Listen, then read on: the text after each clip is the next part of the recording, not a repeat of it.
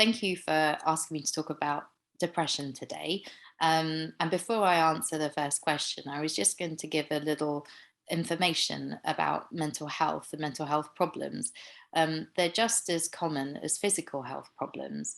And unfortunately, up to 1 in 6 people are affected by a common health problem in any given week in England, such as anxiety or depression. And as a general practitioner, family consultant, and a mental health coach, I regularly consult with patients and clients to help in management of symptoms of depression. So, your question was, what are the most common symptoms of depression? And they're varied and can affect people in different ways depending on their social, physical, and psychological features. And as I mentioned, they vary for everyone. And unfortunately, it does affect both adults and children.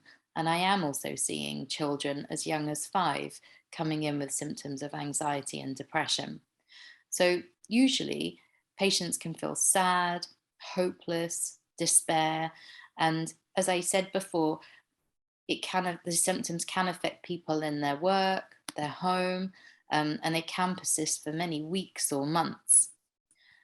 And sometimes patients don't have any symptoms that they're aware of, but they do have symptoms of depression when we speak to them and take a focused history. But it's good that with a positive media information regarding depression, this is a mental health condition that most people are aware of. And other symptoms of depression can be a change in sleep pattern, maybe not eating and drinking as well, eating too much or not eating as much as they used to, having a lack of energy or a change to particularly women and their menstrual cycle. Um, and sometimes people notice over time that something's wrong because depression can come on very gradually. And sometimes I have friends or family or colleagues saying, actually, we're worried that this person isn't their usual self. They're starting to avoid us or doing things that they're enjoying. Um, and very, very sad is when I have patients who have very bad symptoms of depression, and they may have been living with these symptoms for a long time, and they have thoughts that they feel so helpless, that they feel they might harm themselves or even have suicidal thoughts.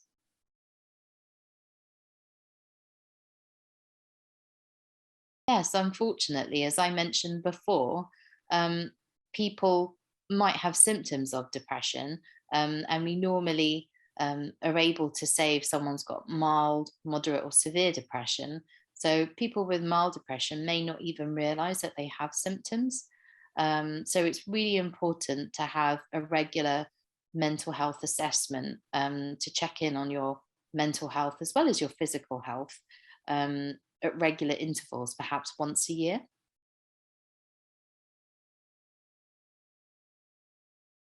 I would recommend that patients see a doctor if they're worried they might have symptoms of depression, or that your friends or family are concerned about you and feel that you might be suffering from this.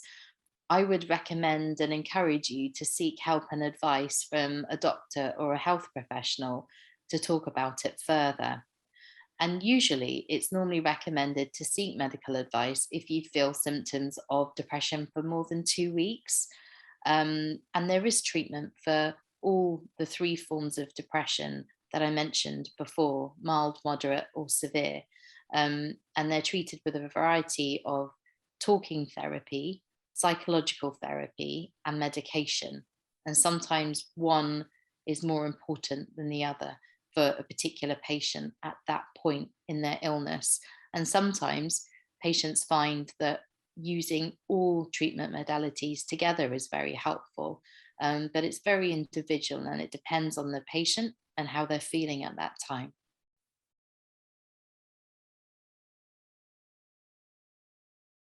It's important to seek help for symptoms of depression because, as I mentioned before, it does affect us not just from a mental health perspective, but also psychologically, socially, physically. And it's important to realize that these symptoms can affect us in our work, with our relationships with others, if we're a carer, you know, if we're young, so children, especially if they go to school, there may be school refusal, um, because it can have so many different symptoms and impact us in so many different ways. It's really important to get advice early so it doesn't have such a great impact and stop us from doing things that we enjoy. And if we're at work, going to work.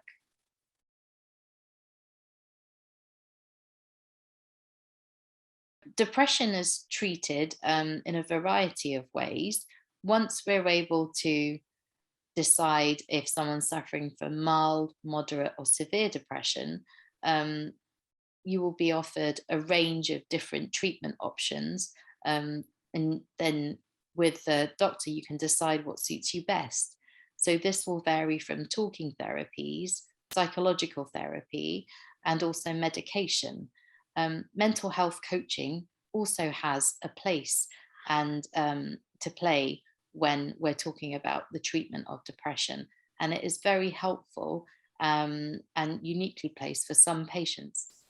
Something else I was going to mention, unfortunately, with the COVID-19 pandemic, a lot of us may have lost a loved one, a friend, or may be affected by the loss of losing someone through COVID-19. And I wanted to talk a little bit about grief and depression, as this is a common dilemma that patients and clients come to see me about as they share similar symptoms. It's important to realize that symptoms of grief are natural and they can be prolonged and last up to a year. However, depression is an illness and it stops and prevents people from enjoying things and thinking about the future. And I feel that those are the key differences that I wanted to highlight about that. And then finally, to say that there are different types of depression that patients and clients come to see me about, such as seasonal affective disorder, otherwise known as SAD, and also postnatal depression and bipolar disorder. And I was just going to say that if you are worried about your mental health, or you feel that you'd like a mental health assessment, or feel that mental health coaching can help you, please do seek medical advice from your family consultant, your general practitioner, or feel free to contact me on Top Doctors for an appointment and I'll be able to help.